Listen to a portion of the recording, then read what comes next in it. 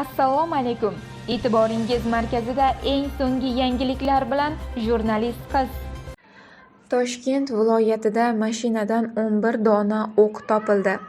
Toshkent viloyatidagi bojxona postiga kirib kelgan fuqaroning mashinasidan 11 dona travmatik to'pponcha patronlari topildi. Bu haqda viloyat bojxona boshqarmasi xabar berdi.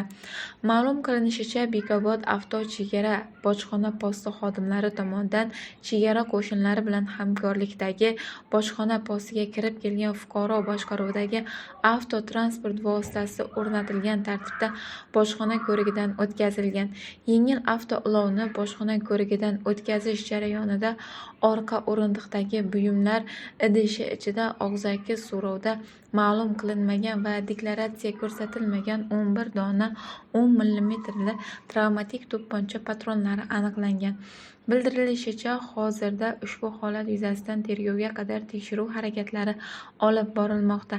Ma'lumot uchun, O'zbekiston Respublikasining Qurol to'g'risidagi qonuniga muvofiq fuqaroviy va xizmat qurolini hamda uning o'q-dorilarini davlat hududiga olib kirish, olib chiqish va tranzitini amalga oshirish tegishli organlarning ruxsatnomalari bilan amalga oshiriladi.